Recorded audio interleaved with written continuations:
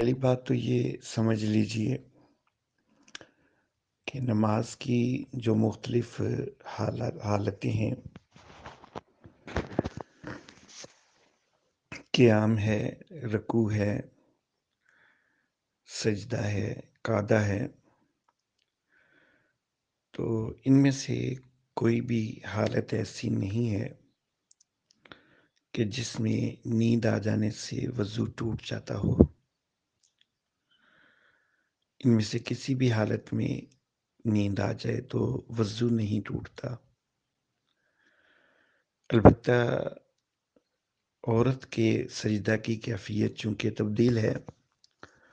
اور اس نے سمٹ کر سجدہ کرنا ہوتا ہے اور پست سجدہ کرنا ہوتا ہے کہ جب اس کا پیٹ رانوں سے مل جاتا ہے تو اس کے سجدہ کی کیفیت ایسی ہے کہ اس میں اگر نیند آ جائے تو اعضاء ڈھیلے پڑ جاتے ہیں، تو عورت کے سجدہ میں نیند آنے سے عورت کا وضو ٹوٹ جاتا ہے،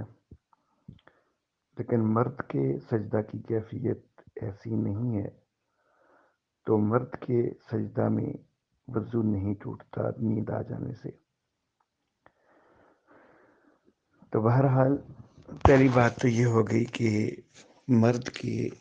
نماز کے اندر جو مختلف کیفیات ہیں ان میں سے کوئی کیفیت بھی ایسی نہیں ہے کہ جس میں نیند آنے پر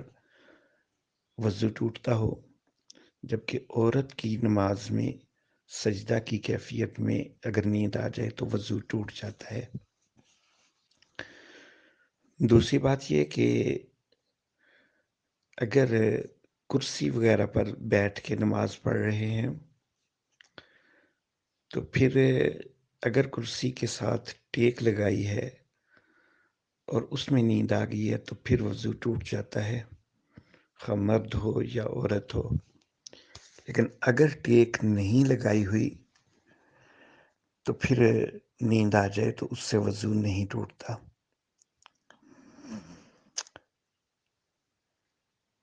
اب باجماعت نماز کے دوران اگر کسی مقتدی کو نیند آ جاتی ہے اور تھوڑی دیر بعد وہ جاگتا ہے کہ جس سے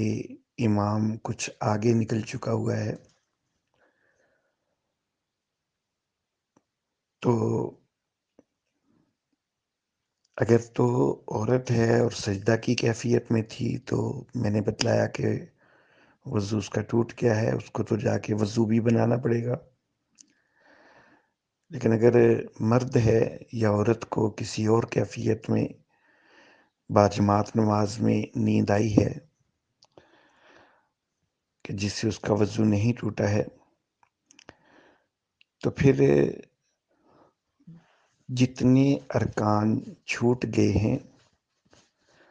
تو یہ مقتدی پہلے اپنے طور پر ان ارکان کو ادا کرے اور پھر جہاں پر امام پہنچا ہے تو اس کے ساتھ مل جائے، تو اس طرح اس کی نماز درست ہو جائے گی۔ مثال کے طور پر اگر پہلی رکعت کے اندر فرض کرو سجدہ کی حالت میں ایک مرد کی کو نیند آ گئی ہے اور اس کے بعد امام آگے بڑھ گیا ہے، وہ دوسرا سجدہ بھی کر چکا ہے، قیام کر چکا ہے، رکوع میں پہنچ چکا ہے اور اس وقت اس کو جاگ آتی ہے، تو یہ پھر خود اپنا دوسرا سجدہ کرے اور پھر خود قیام کرے، لیکن اس میں چونکہ یہ امام کے پیچھے ہے تو قرات اس نے نہیں کرنی ہے، کچھ قیام کرنے کے بعد پھر یہ رکوع میں چلا جائے،